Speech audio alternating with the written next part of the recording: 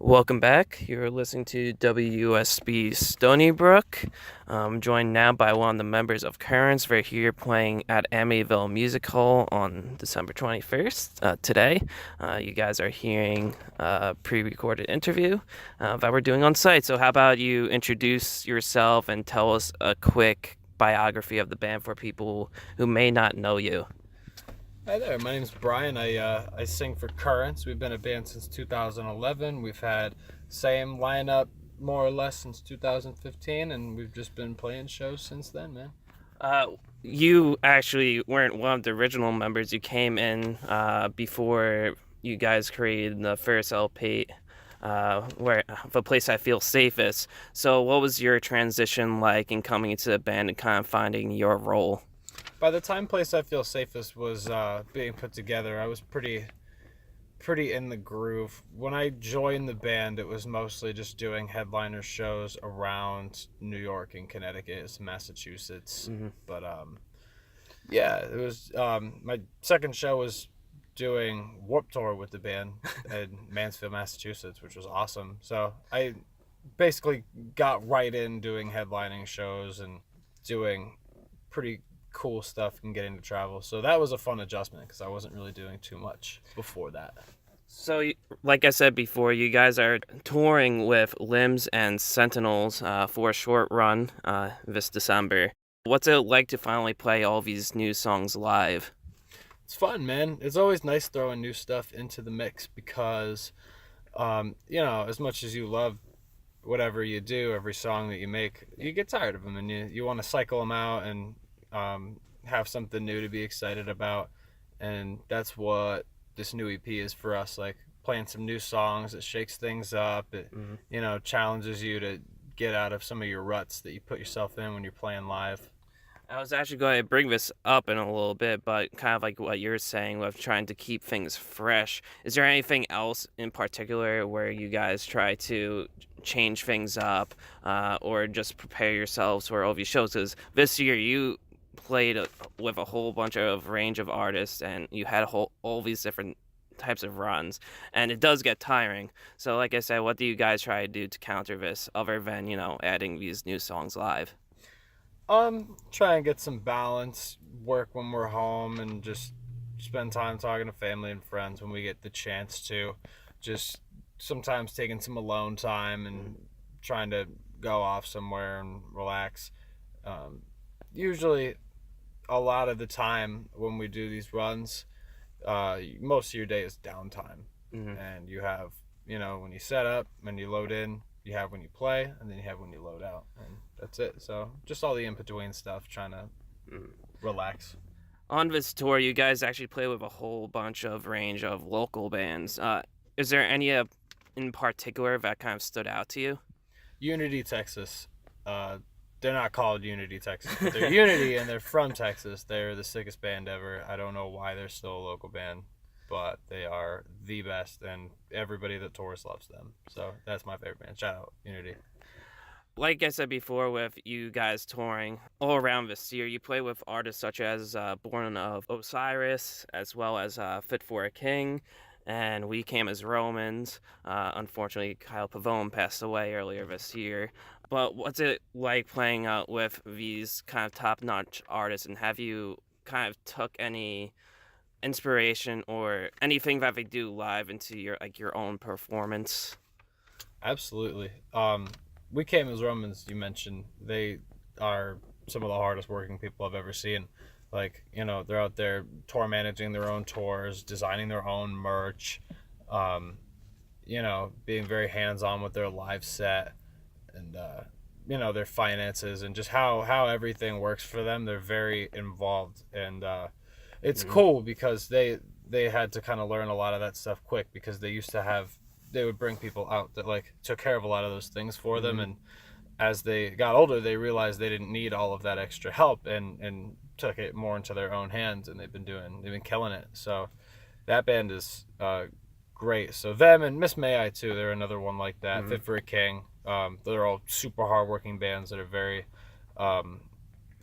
independent in the way that they do things, and I think that I would love to have Currents be like that for sure. Any cool slash funny or just weird things that happened to you guys during this year on tour? We got someone drove into our van when we were playing at Championship in Trenton. Oh boy. That was on. Actually, no, that was last year. That was last year. So, but that happened. We were talking about it the other day. This time around, not really. Tour is funny like that, man. Like you'll Sometimes it'll just be absolutely insane, but just like Yeah. sometimes it'll just go perfectly well, nothing out of the ordinary. I feel like I'm just this random archive of stories that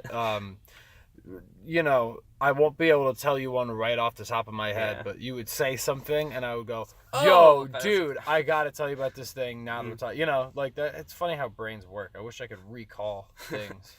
So Much shit. before Sorry. we move on to no, it's all good. Close. Before we move on and start talking about your new EP, I Left the Devil In, how about you share your favorite releases of 2018 since it's December and about to be 2019? I really like this band Thornhill. They're from Australia. Oh, yeah. It's always Dude, my anthem. but Australia's like metalcore metal scene is just absolutely killing for the past couple of years. Oh yeah, they're always on top. Crazy. All right, so let's start talking about the EP. What I thought was interesting was the cover art for the record. It's pretty much your band's symbol, and it's just shaded in different colors based on the song. Was that kind of has an intentional purpose behind that? Yeah, we thought that all of the songs they were so different from each other that we wanted to kind of own it. What we wanted to do was visually represent this song has this kind of feel. This song has this kind of feel. I mean, you can't not really just spell it out for people because I don't think anybody really likes when bands try to do that. But we just wanted to give it a little bit of direction and let people know that we were aware of the differences in the songs and that they were, we got a song that's no singing and just straight breakdowns, and another song that's very vibey and relaxed with like one screaming part. Kind of going off of that, you kind of use a lot more clean vocals on this record. What other stuff did you guys experiment with and really tried out to kind of range your sound? I feel like we haven't really done too much that we haven't already done before. We're just doing a little more of it and trying to see how much we like doing it. But yeah, definitely sang a lot more. I'm not disagreeing with that at all. But I think that in the grand scheme, say, we were to do a record, I think it would be a lot more balanced. It would seem more balanced compared to everything else because we like to keep like a wide variety going on. So before your first LP, you guys had around 50 songs demoed. Did any of that kind of come into play on this record? Did any of those sounds or vibes come into light on this record? Yeah, one of the songs that's on the record was, I guess not intended for Place I Feel Safest. Yeah. It was a song that we had written and put together, like any other song. Okay. It was around the time of Place I Feel Safest. We just kind of decided not to go with it because we had other songs that we were feeling a little more and that were more thought out. So some of those ones that just didn't make the cut, not for being lower quality, just because of the amount of content that we have. But yeah, a lot of sounds that we had tried to work with before that we weren't ready to do yet, we decided to try and work on now. Were there any parts of this EP that you had trouble writing to? Were there any vocal parts that you had difficulty figuring out? That would be the second track. That's the one that I was just talking about, where it was an older track. It's called My Disguise. When we were originally writing it, I thought the instrumental was so good that I didn't know what to do for the vocals. And that was why we waited so long, was because I had to catch up and figure out what to do with it and get like a good melody down. Sometimes it takes time, man. What is the songwriting process like for Currents? What do you guys start off just with the instrumentals? Do you sometimes start off the lyrics? Is it MIDI? What is your guys' kind of style? Chris writes everything besides vocals. records it all, and then I put my vocals on it, and that's basically how we work. And then that's how it starts, and then after that, the whole band gets to decide, pick things apart, and mold it to form a little bit. But that's how every idea starts. Chris starts with the instrumental, and I go in and put in my 2 cents. What are some minor production details that people may have like missed on this record? If they had to listen to this record again, or for the first time for people that never listened to, what should they look out for? On my end, we did a lot of overdubs and we did a lot of harmonies, and some of them you can't really hear on the EP, but I tracked all of them myself. Every vocal that you hear, with the exception of one little secret hidden one, it's like a little backup vocal that Ryan LaTrue did, but I still listen to it and I think it's funny because he did a good job.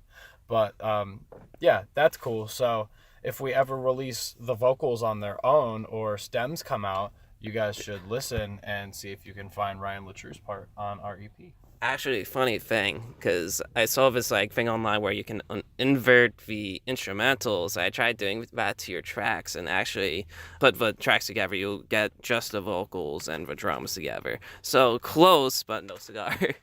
Close. We have all the stems. I want to get the guys. I think it would be really cool to just release them and just have it be like Single just have YouTube like thing, yeah. Yeah, we do. You got instrumentals, right? We drop the instrumentals. Let's do vocals only. Let's show the people what it sounds like.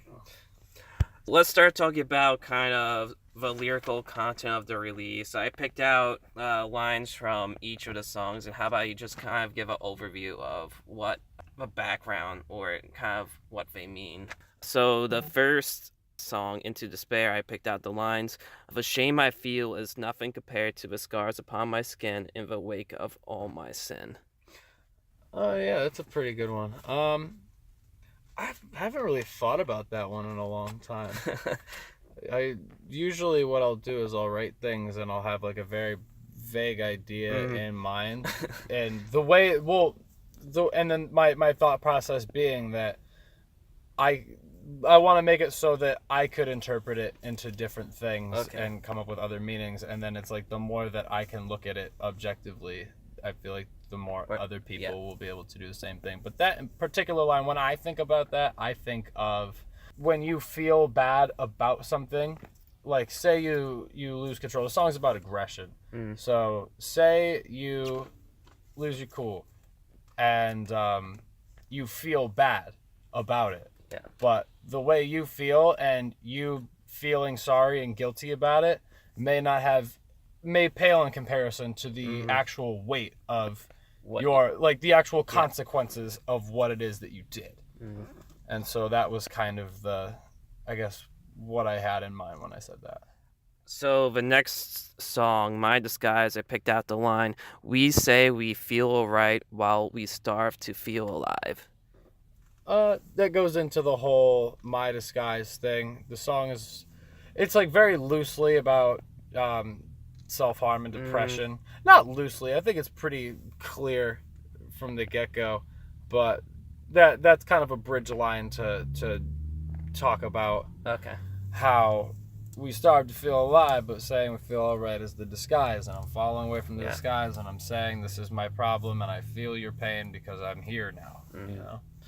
So the next song, Feel the Same, I picked out the line, "You bleed on the page and on a search for any other way to feel empty." Oh, man. Picking out the hard ones here. Yeah, you're picking out the tough ones. So that one, I think about it in the way of writing lyrics. When I write things, I feel like some of the time it doesn't do anything for me.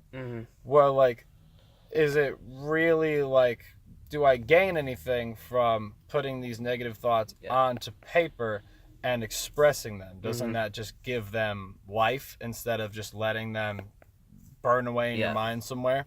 So by writing negative things, I guess that's me thinking about questioning if it's really, am I just perpetuating negativity by saying all of these things in songs? Which is kind of like a back and forth thing. But I think about it now as like, if someone relates it and it helps them get out of a bad situation, then it's an acceptable thing. But it's kind of like you're searching for any other way to feel empty. Yeah. So it's like you search for ways to say things, but at the end of the day, even if you nail it, it might not give you the satisfaction that you were looking for. All right, so the last song of a rope, I picked out the line, "I'm broken at best, I'll still bear the mark on my chest. When I'm thrown away, I'll have somewhere new to be."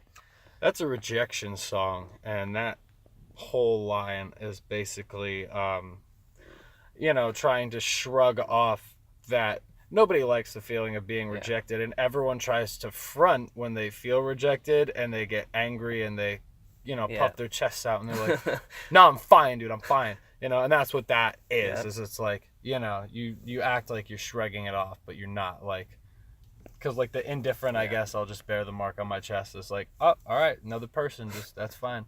But the broken at best, still bear the mark on my chest is like, all right, yeah, I do feel this and it's painful, but hey, here I am. I still have to deal with this. Well, I want to say thanks for joining me and kind of giving an overview of the new EP, I Left the Devil In, and kind of a quick kind of history of the band, and you got your touring life. How about you just share your plans for 2019 and where people can keep up to date with you guys?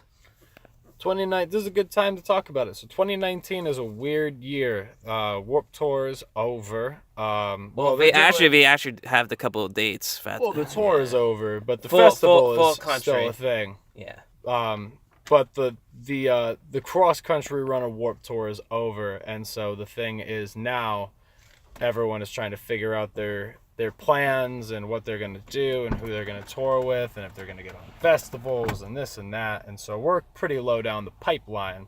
So once the bigger bands figure their deals out, we'll start hearing some stuff about getting on support. And I'm thinking we'll be hearing some stuff pretty soon. But until then, we're on Facebook, Instagram, Twitter.